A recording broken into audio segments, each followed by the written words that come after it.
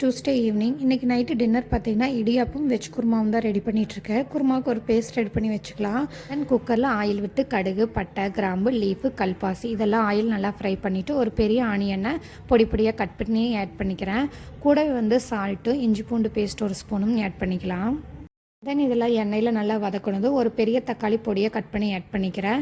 குருமாவுக்கு தேவையான மசாலாவெல்லாம் ஆட் பண்ணிவிட்டு கூடவே வெஜிடபிள்ஸ் ஆட் பண்ணிக்கலாம். நான் இன்றைக்கி பட்டாணியும் பொட்டேட்டோவும் தான் எடுத்திருக்கேன். பட்டாணி பார்த்திங்கன்னா நான் ட்ரை பட்டாணி எடுத்து பல்காக ஊற வச்சுக்குவேன். ஒன் டே நல்லா ஊற வச்சுட்டு அதை ஃப்ரீஸ் பண்ணி வச்சுட்டா இப்படி குயிக்காக ஈஸியாக ரெசிபி பண்ணுறப்ப ஆட் பண்ணிக்கலாம்.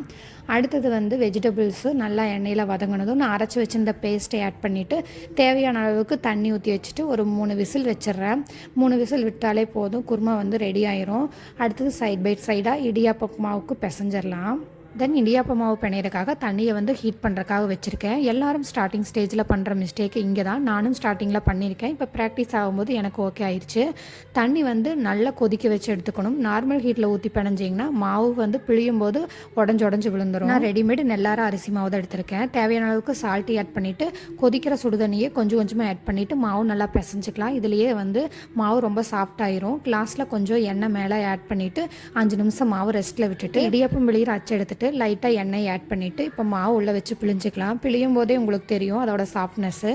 அடுத்தது இட்லி சட்டியில் தண்ணி ஊற்றி வச்சுருக்கேன். நல்லா ஹீட்டானதும் நான் 2 தட்டுலேயுமே இடியாப்பம் பிழிஞ்சு வச்சுருக்கேன். ஒரு 7 நிமிஷம் கழித்து இறக்குனா மாவு நல்லா வெந்துடும். இடியாப்பம் ரெடி ஆயிருங்க. குருமாவும் விசில் இறங்கிருச்சுங்க. லாஸ்ட்டில் மல்லித்தலை தூவி இறக்கிக்கிறேன். இந்த இடியாப்பம் சூப்பராக வெள்ளை வெள்ளையேன்னு அழகாக சாப்பிட்டா ரெடி ஆயிடுச்சு. இதோட குருமா வச்சு சாப்பிடும்போது ஆஹா ரொம்பவே சூப்பராக இருந்துச்சு. கண்டிப்பாக ட்ரை பண்ணி பாருங்கள்.